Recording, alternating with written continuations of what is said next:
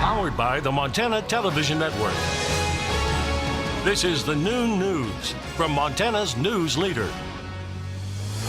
Good afternoon, and thanks so much for starting your week with us. I'm Aja Goare. Our top story today is some breaking news for you. An investigation now underway in Great Falls where police shot a man alleged to be armed. It happened just before 10:30 this morning near 10th Avenue North and 52nd Street. Multiple blocks are closed off as police investigate. There is no word yet on whether any officers are injured, and we do not know the suspect's current condition. Great Falls police confirmed in a statement that at least one officer was involved in that shooting. Authorities say the scene is safe. We'll bring you the updates as they become available on air and online. In other news today, police in New York City say a man detonated a pipe bomb this morning in an attempted terror attack. 27-year-old Akayed Ullah allegedly detonated the explosive in a walkway at the Port Authority bus terminal near Times Square. 3 people were injured, and the explosion caused chaos in one of the busiest commuter hubs in the city. The suspect, a former cab driver, was badly burned by the explosion. He allegedly told police he made the device at his workplace, though it's unclear where he's employed. It's unknown if the suspect is linked to any terror groups. He is in police custody. Crews in California are working around the clock to gain control of a large wildfire, now the 5th biggest in the state's modern history. The cost of the effort so far, over $34 million. CBS's Jamie Yukas has the story. The Thomas fire continued to burn late Sunday, crossing county lines from Ventura into Santa Barbara County. Nearly 360 square miles have burned, an area bigger than New York City. Sheriff Bill Brown. This fire has acted in an unpredictable manner. It has been very rapidly moving, and it's going to be a multi-day event. Even with less extreme winds Sunday, the flames moved faster than firefighters could contain them. Some 6,000 firefighters are battling the flames from the ground with the help of 29 helicopters. The choppers are only allowed to fly 7 hours a day, presenting a special challenge when fighting a fire in the winter months. CAL FIRE Section Chief Mark Brown. With the shorter daylight period in the winter, we've actually had to launch them earlier than we normally do in order to maximize those hours. Officials are working to keep the fire from moving down a mountain ridge into highly populated, wealthy communities below, with celebrity homes in its path. Ellen DeGeneres tweeted, "Our house is under threat of being burned." And from Oprah Winfrey, "Peace be still is my prayer tonight for all the fires raging through my community and beyond." In all, more than 30,000 people are under evacuation warnings. Amtrak says it suspended service in the area because of the fires. In addition, Santa Barbara County schools say they will not reopen until after winter break, which means next year. Jamie Yukas, CBS News, Carpinteria, California. More than 50 Montana firefighters are helping battle that blaze. Sexual misconduct allegations against President Trump are once again back in the headlines. Women who have complaints against the president are gathering in New York today, calling on Congress to launch an investigation. U.S. Ambassador to the United Nations Nikki Haley says the women deserve to be heard. The White House responded in a statement saying these claims were addressed during the campaign and that Americans voiced their judgment by voting Trump into office. Meanwhile, the people of Alabama will vote tomorrow in the controversial special election for a crucial Senate seat.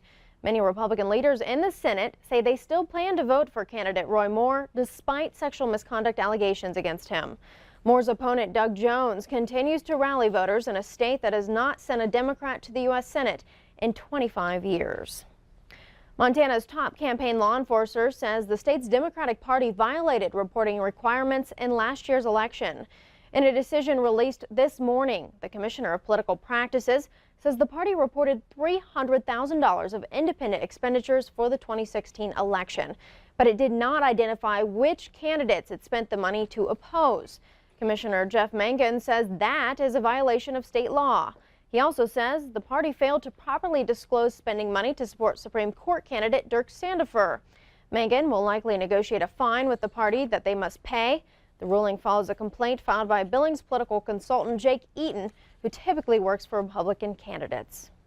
We turn now to the weather scene with Ed McIntosh, and we got a little bit of haze around the state today. That's right, especially the western portion of the state. Inversions continue to hold there. And as we take a look around the region, we've got some dark scenes here around Polson. You can see some of that here as we usually would be looking right out over Flathead Lake, and then also around the Missoula area. The picture might fill in here in a second, but chilly with fog at only 19 degrees. Hamilton also showing some of that haze around, and despite some sun trying to break through in Helena right now with that calm wind, still some of that lingering fog, and again some chilly readings only in the 20s. Take a closer look at what the rest of the weather is doing and the forecast through the rest of the week when we come back in a few minutes.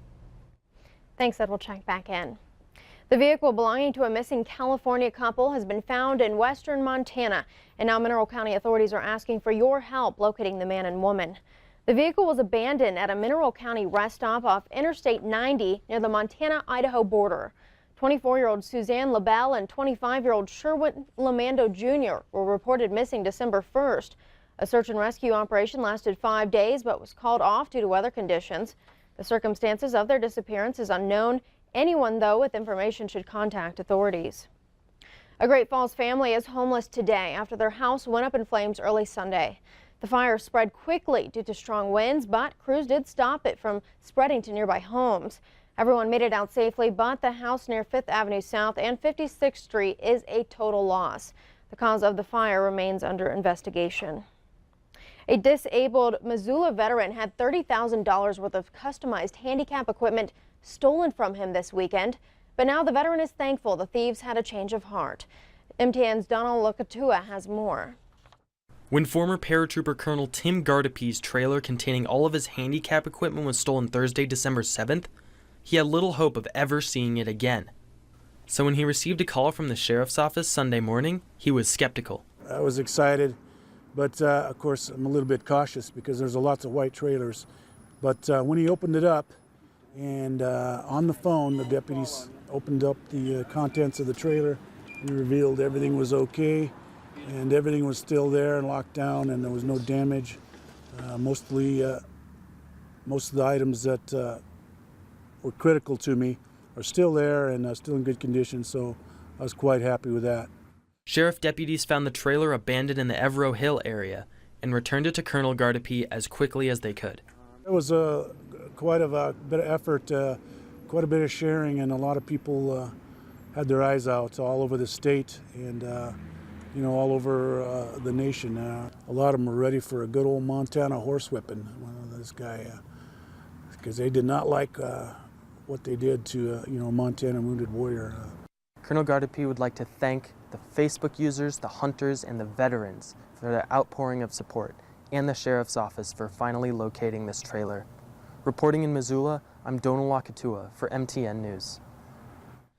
Thank you, Donald, for that report. And aside from having to replace the lock and hitch, all of the colonel's gear was untouched. Still to come on the noon news, Vice President Mike Pence cancels a meeting in the Middle East amid violent protests. We'll take you there. But first, Ed has our weather forecast. We'll be right back.